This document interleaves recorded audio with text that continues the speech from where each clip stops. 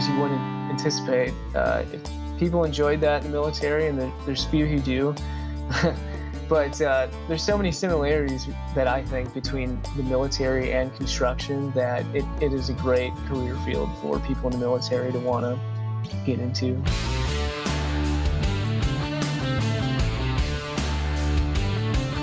Welcome to the Fine Homebuilding Pro Talk podcast, a regular discussion with building industry professionals. This is Fine Homebuilding contributing editor and production manager at TDS Custom Construction, Ian Schwant. Today, I'm joined by Carpentry student Jon Moore. You can find the Fine Homebuilding Pro Talk podcast and the original Fine Homebuilding podcast at finehomebuilding.com/podcast. You can leave feedback and ask questions there too. Jon, thanks for joining me today. Yeah, thanks, Ian. Great to be here. Long-time listener. Yeah, you and I had a somewhat chance meeting when I talked at your estimating class and tried to act like I knew something about that topic in front of students. So I hope you came away feeling like I knew a little bit about what I was talking about. Oh no, that was a great class. And I think last year around that time, you went on a podcast and you talked about how you just previously spoke at that exact class. So that was one of many nudges to get me into the program, you being there the year prior. So it was good to be sitting in that class. I just recently purchased Nail Your Numbers, so I'm digging into that since you recommended it. It's a great book. It's a heady book, especially for somebody early on in their estimating work. I haven't dug too deep into it, but I'll have to do some Google searches and kind of digging on what things actually mean in there until I get more experience under my belt for sure. Yeah. So you alluded to it in your response to that. You had a previous career path, and tell us a little bit about that and how running into different types of fine home building content played a part in your career change. So a little bit about me. I'm 28. I grew up in Oshkosh, Wisconsin. Currently live in Madison, and I started my professional career of two careers, enlisting in the Wisconsin Army National Guard in 2012 when I was 17. And then after my initial training, I went to college at UW Oshkosh, bright-eyed, bushy-tailed, ready to take on the world, save the world as a criminal justice major and become a police officer. And also in college, I did the ROTC program, which kept me really busy. I even went to West Africa for the Army's language proficiency program as a part of ROTC. And then after college in 2018, I did even more Army training, graduated the infantry officers course, went to Ranger School, and then deployed to Afghanistan pretty much immediately after those two. In Afghanistan, I was infantry platoon leader of a group of 39 infantrymen in eastern Afghanistan, and then returned home in December 2019. And then right away, thinking myself a break in early 2020, I started my short-lived career as a police officer with the local agency for roughly a year and a half before I realized I should probably be out building. I still serve in the Army National Guard. I'm an executive officer of a heavy weapons infantry company. And then I'll be staying in the Guard for only probably 8 more months now, and hanging that up to spend more time out in the field building and take a further step into this career.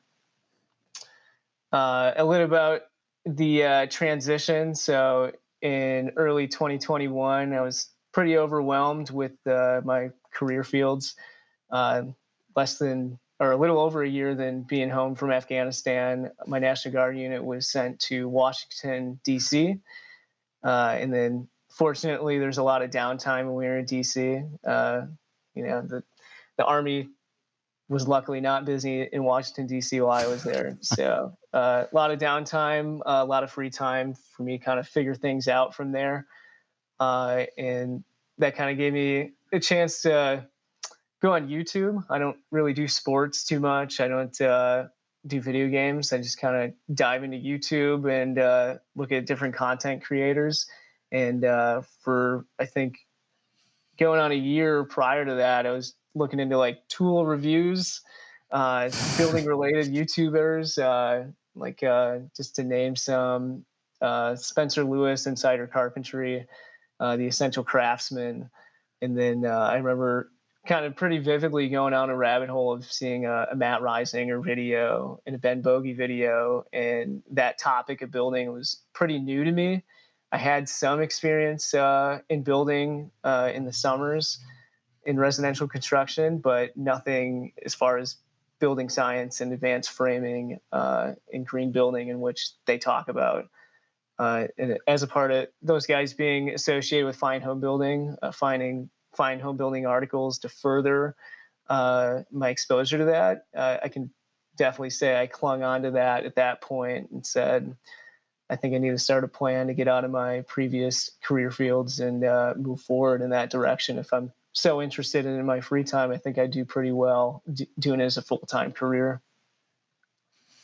So that led you to the school then at that point after you heard us talking about it on one of the shows, or did you start working with a different contractor in between? Yeah, so I guess my timeline was I got out of the PD in October 2021, and then I was working for like a whole year, listening to podcasts while doing home renovation construction. I think the issue was that people I met in the trades didn't really know about the Madison College program, and it took me quite a while to kind of catch on, like, that the Madison College program is pretty cutting edge, I'd say, in terms of green building and stuff that I already kind of had an interest in and knowledge base that I was continuing to learn. But I just kept chipping along in home renovation construction until I kind of got to a point where, like, I need to get into school and take this more seriously. And that's what I did this coming or previous winter. I started in January. And you started as a part-time student in that program. How does that differ from being a full-time student? Yeah, so the program itself is 1 year if you do it full time. I was very fortunate enough. My employer, Hayward Design and Construction, was willing to allow me to be part time working while doing part time night classes. And the program itself is very accommodating for students that want to do it. The previous guest on here, David Abreu, he was my instructor this year. He said he had also done it part-time when he went through 10 years prior. So yeah, they're very accommodating with setting up night classes, and scheduling afternoon classes that people can jump into even if they don't have the kind of core classes completed from the semester prior. That's got to be a challenge with career changing young adults and adults to find that time to get into those courses. Were there a lot of people like you changing careers or looking for something different to interest them? Yeah, I wasn't very much alone in the sense that I had a degree or a career change. I can think of like 5 other people that were in their 30s, around that age, maybe even 40s. I think Sandy on the show said she's had a student in their 70s. We didn't have one this year, but I certainly wasn't an anomaly. There's a guy that was former Navy Special Forces. He was in there. He just finished his military career and wanted to get into building. So it was interesting to talk to him on that matter. What's it like to be a student there? You've rattled off a few interesting people. I'm sure you've met a lot of good mentors and people with different past experiences that you can take something from as you grow in your career. Yeah, I really like being a student there. I think I've had exposure to different teaching styles and classroom scenarios, having gone to college and getting military and police training. And I give a tremendous amount of credit and respect to the instructors there. Like, there's 19-year-olds fresh out of high school, and there's students in their 30s and 40s, and they find a way to not only teach very relevant, good uh, classroom, or how do you say instruction, excuse me, but also get those groups of people working in teams. It's not easy, and I really enjoyed getting done with work at around 1 to go to school to hang out with people that I just met a few weeks prior. It's a fun group because the instructors do a great job of cueing in everyone, making it fun, making it relevant, and also challenging the students to the point where we're working in teams, which is incredible. Is that something that harkens back to your military experience, especially being deployed overseas, of having to get such a diverse group of people to work together? Uh, Say that again, please. So when you talked about the instructors and the way that they get everybody to work together as a team, is that something that you recognize as being important from the time that you spent overseas and having to work with a lot of different people in the military aspect of deployment and getting uh, individuals from different parts of the country, different walks of life to work as a team? Yeah, absolutely. I'd say there's anywhere you go, there's kind of cultural barriers, whether it's age or race or whatever, and in a mixed bunch of people that come to these classes at Madison College, you're treated no different than one another, and people are very friendly and very. It's I'd say it's well communicated, and the culture is great amongst the staff. That uh, it's a place of inclusion, and teamwork is how you get by. What are some of the similarities and differences between being in the program as a student and then being on the job? Obviously, you're learning every day on the job. So, what is it like to be at your stage of the career and have those two different learning experiences at the same time? Yeah, so similarities between military, I'd say the planning process specifically. It takes a lot of planning at a desk on the job site before any kind of groundwork or material gets on a job, and it's very similar in the military as well. Um, Through my experience in training and deployment, similar process. Leaders sit down and find out information, assess what's going to happen, make estimates at the expense that nothing goes wrong, and we bring enough equipment to not detriment ourselves, but still still get the job done. And similarly in construction, where you need the correct amount of material, um, but not too much, while also getting your numbers right.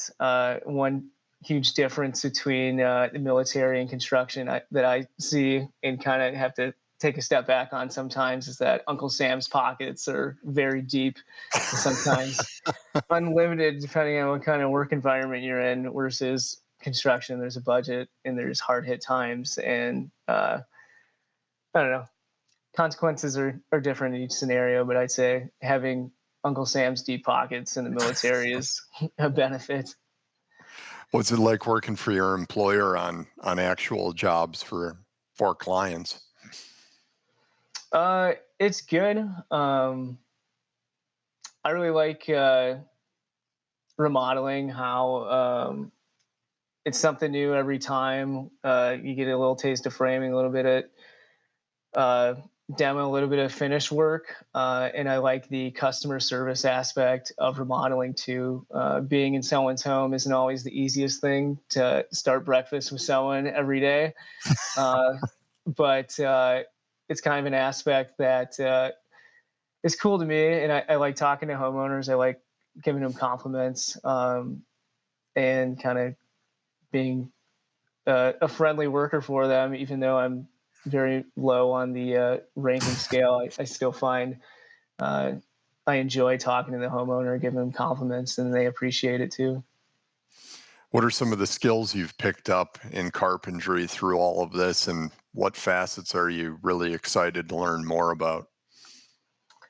Some of the skills I'd say, um, yeah, just regular framing and stuff. Definitely not an incredible framer by any means, but taking Steve Rui's code and regulations class definitely made me a more confident framer, and having the understanding beyond what I used to. Um, Skills, I think I am more drawn to finish work rather than framing, just because it's the final product and it takes a lot of cuts and it looks good. And there's just random skills that I thought I portrayed, but I don't. One example of that is when it comes to heights. I mean, in the military, I've rappelled off towers. I've rappelled off a cliff with night vision goggles at night with full gear on. But if you get me on an extension ladder 20 feet off the ground, holding on to something, I kind of look like I haven't really left the surface of the earth before. So I come very humbly to a job site where there's ladders and scaffold involved, and I give credit to carpenters that just monkey around in the air on one foot, securing a fastener into the side of the house with a 2x4 of their head, and I'm just like, oh my gosh, I'm nothing. Yeah, you believe it or not, you probably will get used to it the further Yeah, on you get in your career. It's a hard thing to get used to. You almost have to adopt the ladder as like part of your person for you to be really comfortable on it while you're working. And talking to a lot of different people on the podcast and just being out in the field, it seems like the tradespeople who can incorporate those tools, whether they're a hammer or a drill or the ladder itself, into like their personal being and just get used to it being part of you and being there, gets really helpful in your, especially in your state of mind, yeah, when you're up there doing that work that you were describing. yeah. In an icy Wisconsin winter with snow on boots also adds a variable to the situation that makes me want to just, we can't do this another day. Yeah, right. The first time you get up on a roof and you're sheathing the roof and it's got this just nice light layer of snow or ice on it, and you slip and fall on your face and realize that you didn't slide off the roof, you just fell down. Uh, you never really get used to that feeling. Yeah, I'd But I say think that a it, safety harness in like rock climbing and rappelling is definitely, you can't do without it. And then once you are without it, you're like, oh, this is a whole lot different. so what other resources have been helpful to you as a student that you would recommend to someone who wants to learn more about the trades? Yeah, where I started, like I said, was YouTube. There's plenty of material out there. TikTok is controversial. It is to some people. There is some good content out there Yeah. of people who work in the trades and just make small instructional videos on the matter. Um, and then Instagram as well. A lot of the YouTubes have a shared Instagram page where they post pictures and stuff. A lot of kind of one man companies like Spencer Lewis is a good guy who kind of talks about his job style a little bit, being a solo uh, carpenter and business owner. And then I'd say Fine Homebuilding too. So many great articles for kind of just content to what's out there. Uh, what was important for me to kind of really take that jump was figure out, oh, it's not just exactly what I thought it was. There's a definite need for a change in how we build, and more people need to know about it, as well as the whys in like controlling water and insulating homes and reducing energy footprints is important.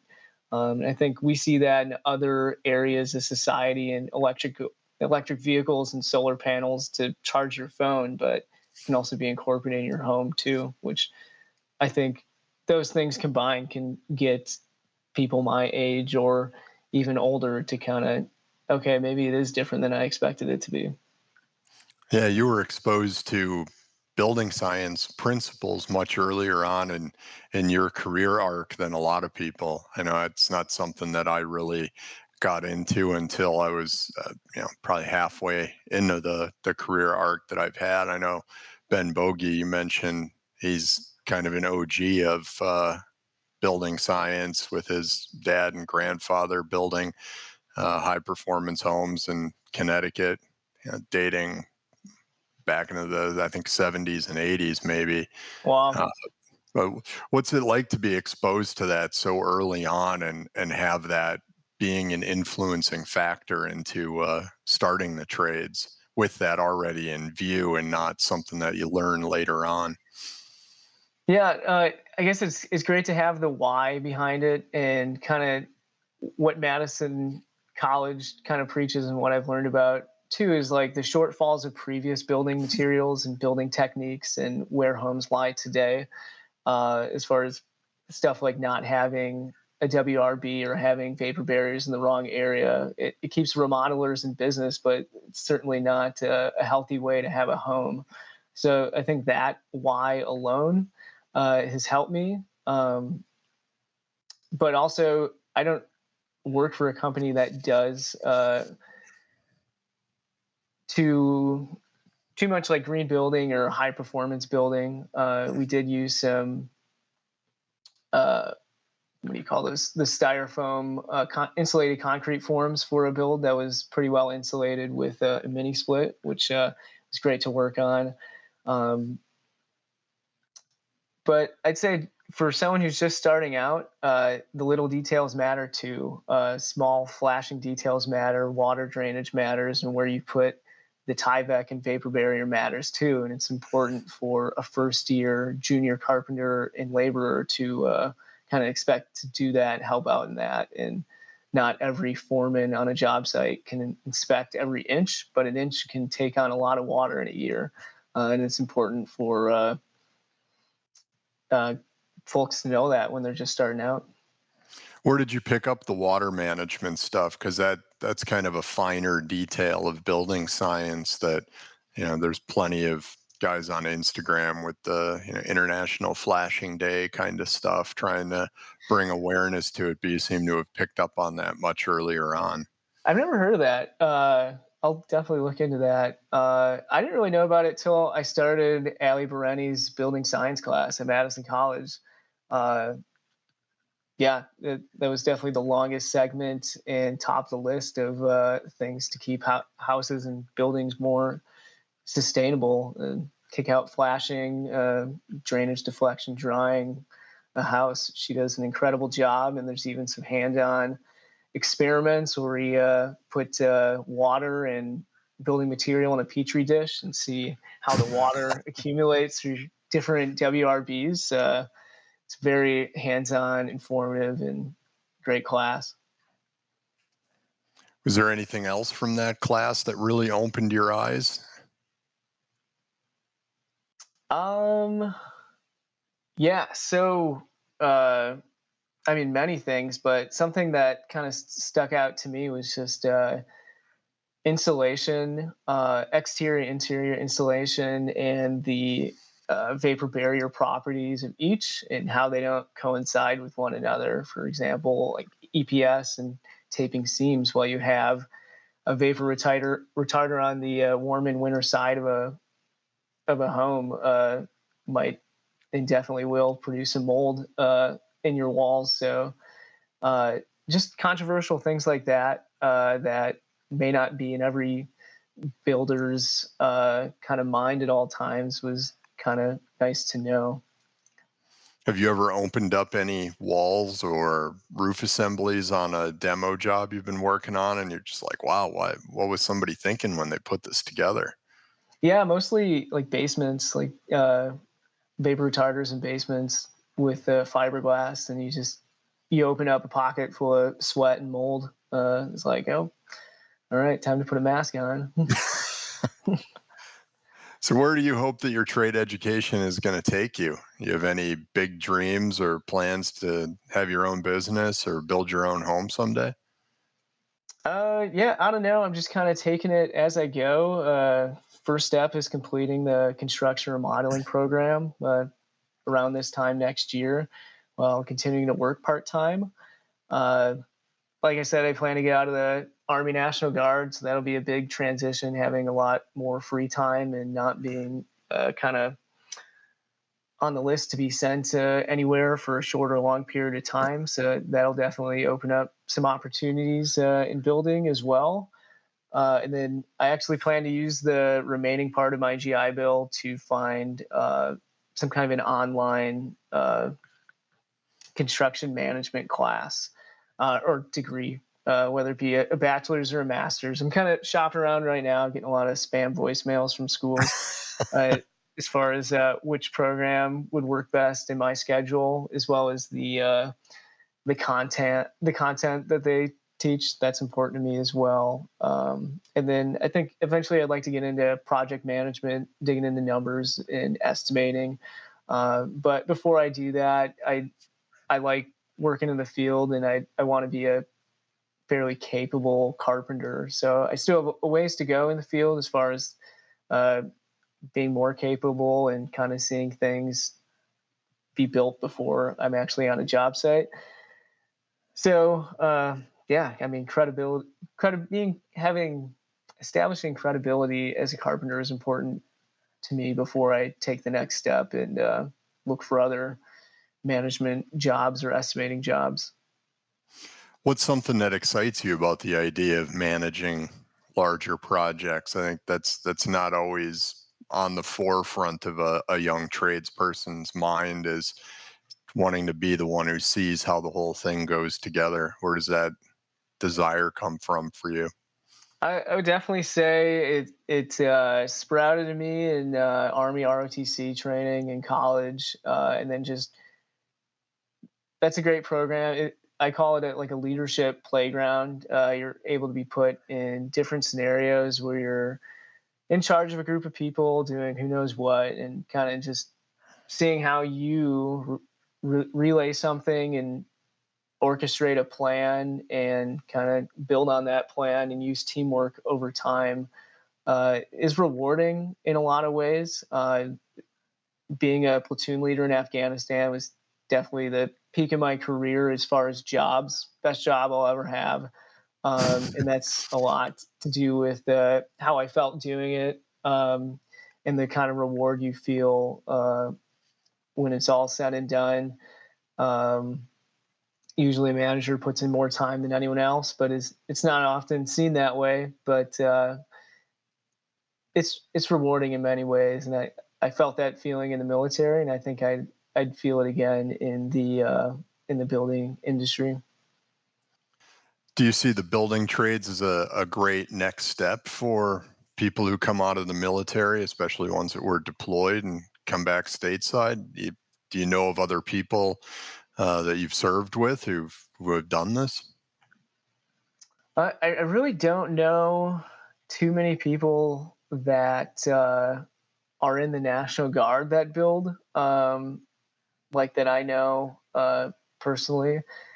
Um, but I do think it is a very great career for people who enjoyed teamwork in the military, enjoyed being outside of the military, putting in hard work, putting pieces together, problem solving, even just things you wouldn't anticipate. If people enjoyed that in the military, and there's few who do, but there's so many similarities that I think between the military and construction that it is a great career field for people in the military to want to get into. So, John, it's been great having you on and hearing about your background and how you got here. Is there anything else you want to tell the wider fine home building audience, of maybe some people like you looking for their next thing before we go? Yeah, I would just say it's been a great pleasure to be on here. I never imagined myself to be hearing myself on the Fine Homebuilding podcast when I was just cleaning some floors on a job site a year ago. So thank you to all previous editors, previous guests, and contributors to the podcast, because you've certainly made an impact in my life and helped me in many ways kind of search out where I want to get to.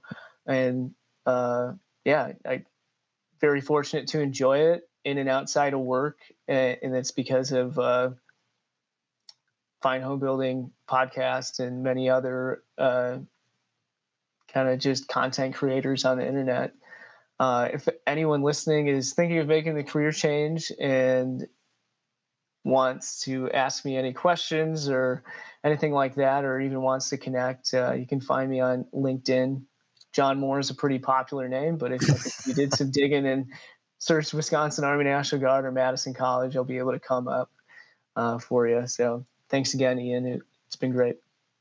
Yeah, Jon, I really appreciate you taking the time to join me today. I think the industry is going to need tens of thousands of people like you to find programs like Madison College or find other content, be it Fine Homebuilding or any other construction media enterprise out there. But we're tens of thousands of people like you short. So I hope there's a few other people out there listening who take advantage of this. And I think it's just great that you were able to join me today, and thanks for taking your time, and thanks to everybody for giving us a listen. Please remember to send us your comments, questions, and suggestions to fhbpodcast@taunton.com. Please like, comment, or review us wherever you're listening. Helps others find the podcast. Thanks again to Jon, and thank you all for listening.